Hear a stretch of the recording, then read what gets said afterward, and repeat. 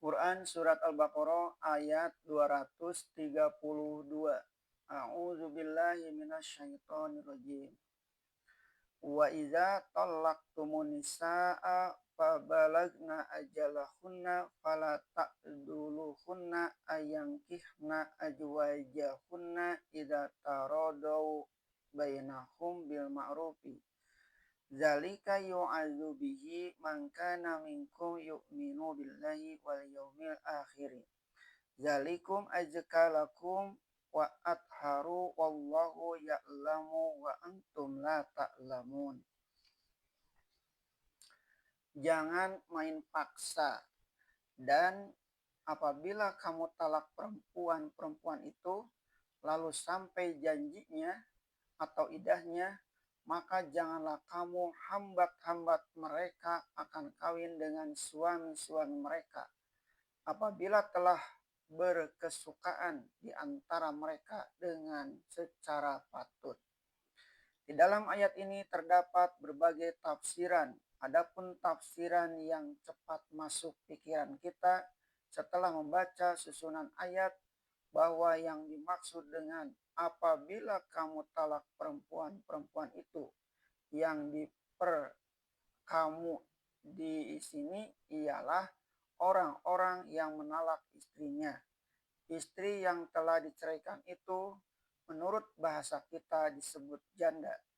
Ayat ini melarang orang-orang yang telah menceraikan istrinya itu melarang jandanya kawin dengan orang lain apabila telah sampai idahnya, dan telah ada pula persetujuan di antara janda itu dan laki-laki lain menurut jalan yang halal dan patut. Karena kalau idahnya sudah lepas dengan suaminya yang pertama, terbukalah baginya pintu menurut peraturan syara buat bersuami orang lain pula. Maka ada jugalah orang yang merasa keberatan jika jandanya bersuami lain. Dia merasa dirinya dihina kalau jandanya dikawini orang lain, atau karena sombongnya dia merasa kalau tidak dengan dia, jandanya itu tidak akan bersuami lagi sebab dia orang kaya atau berkuasa besar, seumpama terjadi pada raja-raja. Maka ayat ini melarang keras orang yang beriman mencegah, menghambat-hambat bekas istrinya akan bersuami lain jika idahnya telah sampai. Misalnya mengancam atau memfitnah sehingga perempuan itu menjadi takut, atau laki-laki yang akan menikahinya itu jadi mundur dari maksudnya, takut ancaman dari laki-laki yang berkuasa itu. Padahal kalau idah perempuan itu sampai, artinya suami pertama tidak rujuk selama dalam idah, agama telah memberi izin perempuan itu kawin dengan laki-laki lain. Apatah lagi lanjutan ayat menerangkan pula apabila telah berkesukaan di antara mereka dengan secara yang patut. Perbuatan itu dilarang dengan kalimat la ta'duluhunna, yang kita artikan jangan kamu hambat-hambat.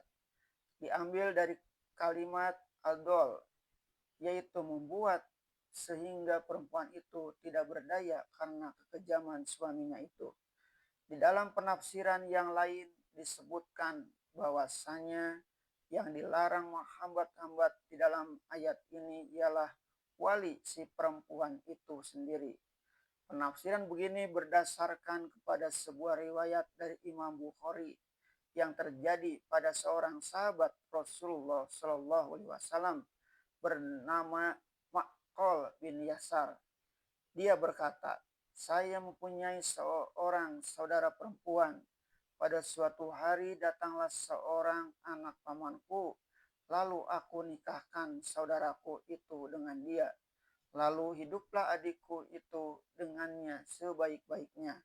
Kemudian entah apa sebabnya adikku itu dia ceraikan, talak roj'i, talak satu, dan dia tidak rujuk sehingga sampailah idahnya. Akan tetapi adikku itu rupanya masih suka kepadanya, dan dia pun masih suka kepada adikku. Kemudian datanglah dia meminang adikku kembali. Lalu pinangannya aku jawab, "Hei goblok, aku mulaikan engkau, aku kawinkan engkau dengannya. Lalu engkau talak, dan sekarang engkau datang lagi meminangnya. Demi Allah, dia tidak akan aku kembalikan lagi kepadamu. Padahal dia itu tidaklah begitu buruk, dan adikku itu pun suka dan ingin dikembalikan kepadanya.